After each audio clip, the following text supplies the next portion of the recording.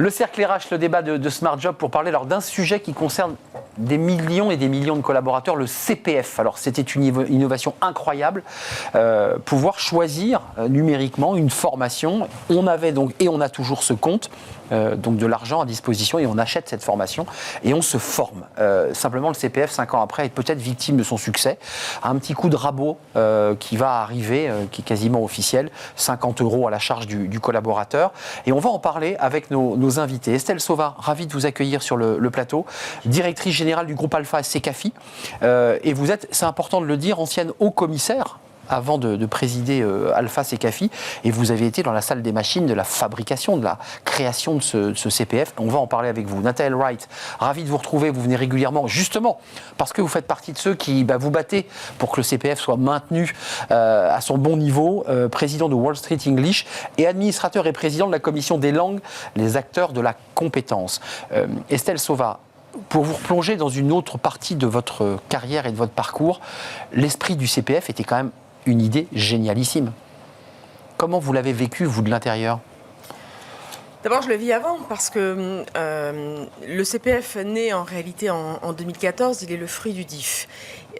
J'exerce à ce moment-là des fonctions de direction générale sur la question de la reconversion et des restructurations de beaucoup d'entreprises françaises, pour lesquelles je vois et je tire les enseignements d'une impossibilité pour une part des Français à ne pas pouvoir accéder naturellement à la formation. Droit individuel à la formation, on passait par l'employeur. On passait par l'employeur, les obstacles sont nombreux, c'est un parcours du combattant. Je ne suis pas opérateur de formation, il faut le rappeler, je n'ai jamais tiré aucun intérêt de ces sujets, mais pour le coup, j'observais une vraie difficulté à pouvoir placer la moitié des personnes sur des sujets qui me semblaient être la seule voie possible pour une part des gens les plus éloignés de l'emploi à pouvoir revenir via la formation. 2, on le sait, c'est probablement là que se situe une chance pour notre pays, c'est-à-dire l'économie de la connaissance, de pouvoir construire, on le voit, les questions d'éducation, de formation sont absolument essentielles pour conserver notre compétitivité. Donc, mon intention initiale, ça a été de dire des heures, ça marche pas.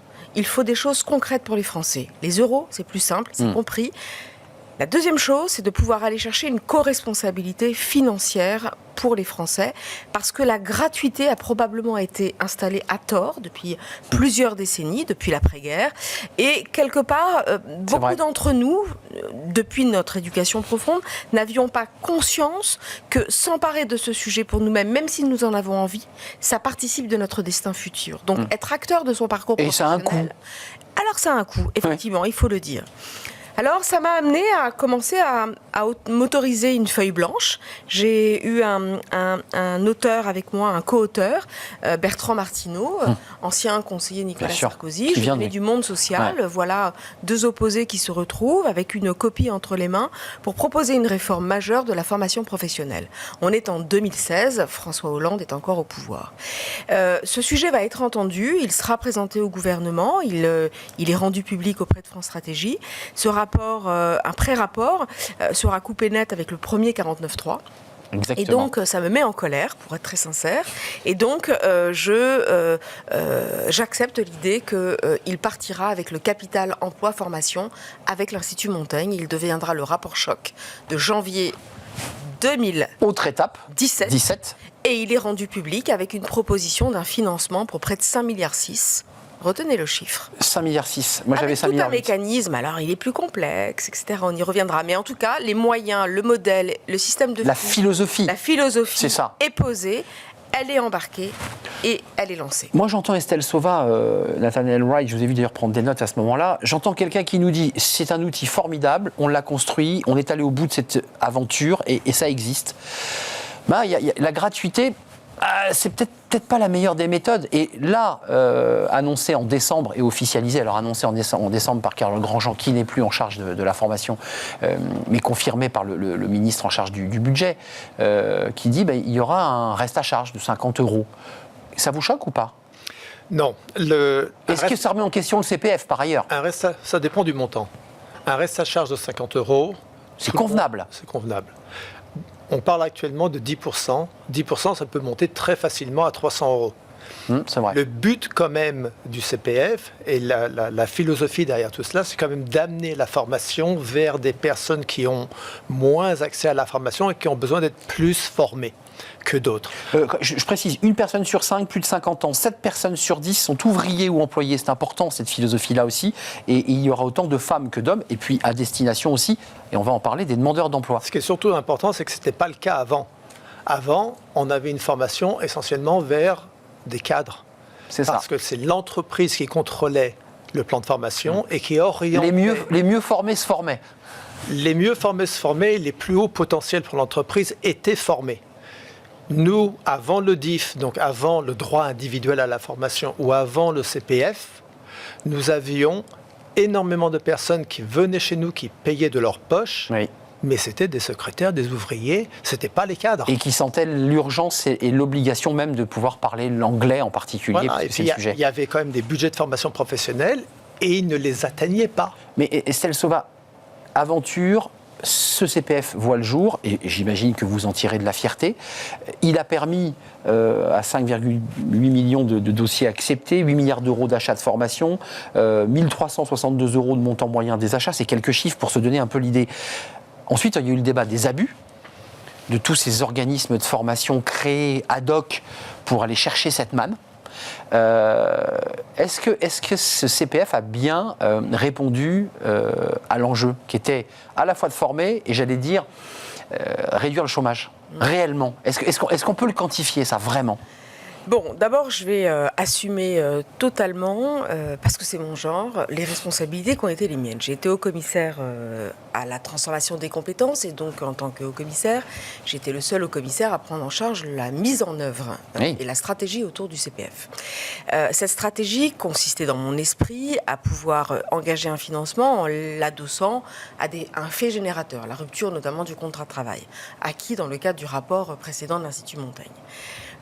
J'ai eu la chance d'avoir un gouvernement plutôt volontaire à en faire un dispositif pour tous les Français. Ce qui était une belle rampe de lancement. Il faut reconnaître qu'aujourd'hui, 7 millions d'actifs, plus de 7 millions d'actifs, s'en sont emparés. 94% des Français connaissent ce dispositif. Les langues, le permis de conduire, enfin des choses très concrètes. Je vais donner une petite enveloppe. Je disposais à l'époque, sur les 15 milliards du plan d'investissement, une enveloppe extrêmement réduite pour le CPF. Il est vrai qu'à partir du moment où vous engagez un marché, j'y suis restée quelques mois pour la stratégie, il s'ouvre le besoin d'abord de faire en sorte que ce soit visible. La communication a été fortement portée par le gouvernement et la Caisse. Un effet d'aubaine, donc. Bon, les fraudes se sont installées. Voilà qu'un marché s'ouvre, il faut le réguler. Je remercie d'ailleurs Carole Grandjean d'avoir pris pleinement ce sujet à bras-le-corps parce qu'il en allait de la crédibilité du CPF. Mais ce n'est pas pour autant qu'on n'a pas besoin de continuer ce travail et cette notoriété, puisqu'il sert, et vous l'avez dit, il sert pour 2 tiers des Français à des salariés, un tiers à des demandeurs d'emploi. Exactement. Et à 80% d'entre eux, ils sont des populations qui sont infra-bac plus 2, voire même à 50% infra-bac. Donc il répond complètement à l'objectif qu'on s'est fixé.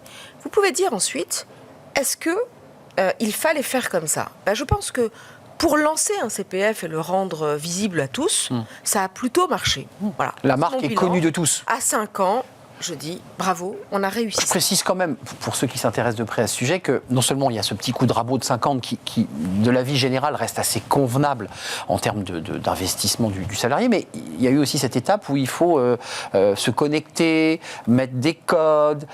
Je vous vois, parce que les salariés vous disent, bon, écoutez, c'est pratique sur le papier, mais quand on commence à se pencher dans la salle des machines, il faut rentrer le code sécu, il faut faire une vérification. Je ne trouve pas l'organisme de formation. Enfin, est-ce que ça, vous l'avez aussi dans votre scope d'amélioration du CPF? Le moteur de recherche de la Caisse des dépôts ne fonctionne pas. On est d'accord. Fonctionne pas. On est d'accord. En tout cas, on ne trouve pas ce qu'on veut. Ce qu'a amené la Caisse des dépôts au monde de la formation, c'est une simplification administrative. Ah tiens, simplification, c'est intéressant. Précédemment, il y avait, pour prendre un dossier CPF, il vous fallait 4 mois pour qu'un OPCO, les organismes qui géraient cela avant la Caisse des dépôts, vous répondent. Aujourd'hui, c'est en 2 jours. C'est vrai. D'accord? Donc là, l'effort de simplification est énorme. Le côté place de marché que veut prendre l'application Mon Compte Formation est un échec total. En termes d'ergonomie, en termes d'accès, ça ne marche pas. On ne peut pas, et même essayer de rivaliser avec Google. C'est exactement ça. Cours d'anglais, mais il faut avoir les budgets de Google. La Caisse des dépôts n'a pas les budgets de Google, donc ça ne fonctionne pas.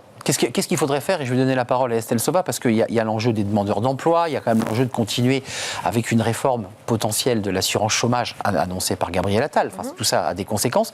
Qu'est-ce qu'il faudrait faire? Qu'est-ce que vous proposez, vous, aujourd'hui, à l'égard de ce CPF, dont vous maintenez l'idée qu'il faut le pérenniser, évidemment? Il faut le pérenniser. Nous, on n'est pas du tout, aux acteurs de la compétence, on n'est pas du tout contre un reste à charge à 50 €.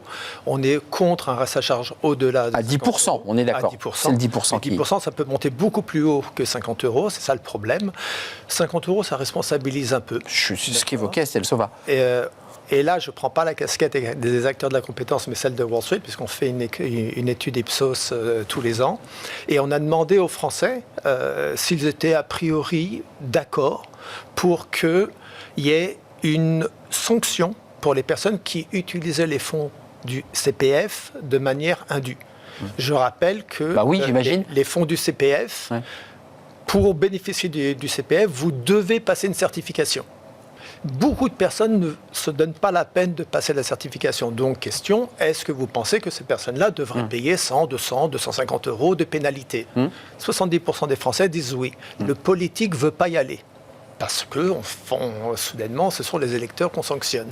Mais si jamais on allait dans ce sens-là, on aurait tous les organismes de formation qui passeraient leurs appels aux stagiaires, leur disant « Attention, vous allez peut-être payer 100, 150, 200 € de pénalité qu'on va prendre sur votre compte bancaire cette fois, et non pas sur votre compte CPF qui est un peu de la monnaie de singe pour certains. » Et là, on aurait un vrai outil en termes d'organisme de formation pour pouvoir convaincre les personnes d'aller jusqu'au bout. Estelle Sauva, aujourd'hui, vous présidez au destiné d'une entreprise, Alpha CFI, mais vous avez toujours un œil sur ce CPF et sur la manière dont la formation doit nous permettre de maintenir cette compétitivité.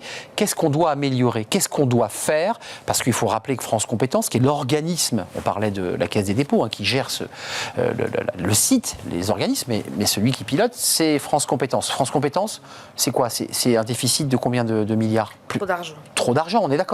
Et je peux comprendre les pouvoirs publics inquiets aujourd'hui de voir ces dérives, et c'est normal. En tant que bons gestionnaires, ils ont à trouver les conditions de l'équilibre. Vous savez, la simplicité dans notre séquence est très à la mode. Très bien. On entend beaucoup ça. Beaucoup. On va être face à des lois en lien avec la simplicité, mais de temps en temps, sur des questions relatives à des mécanismes financiers, on peut s'autoriser plusieurs voies de financement. Et donc, on peut s'autoriser des voies alternatives à même le dispositif qui est posé aujourd'hui.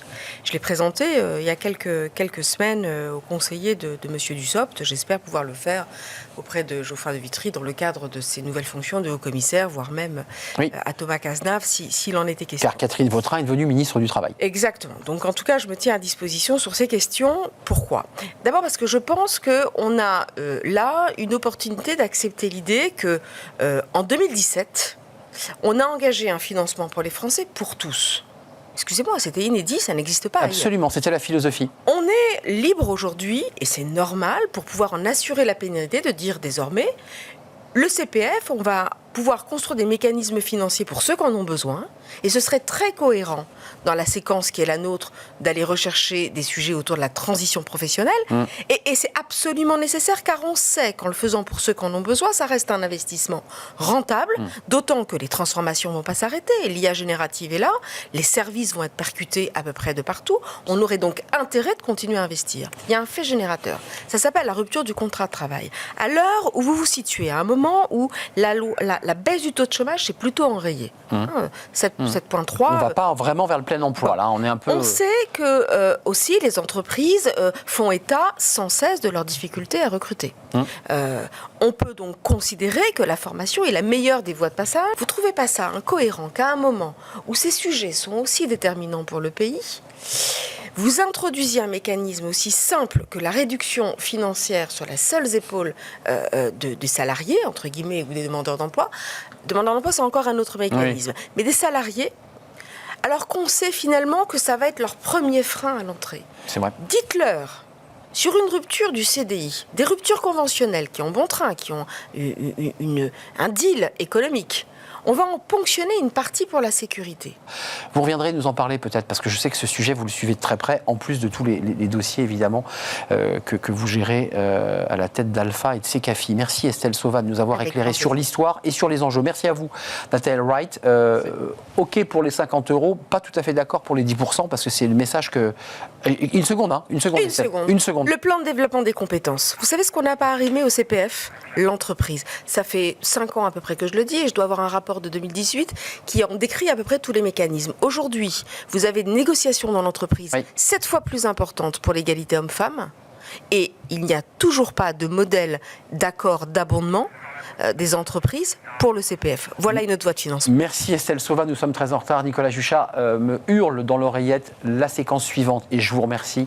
Fenêtre sur l'emploi pour parler de la résilience. Tiens, ça fait peut-être un petit peu un rapport justement à la relation au travail. La résilience, et c'est un livre, et j'accueille mon invité.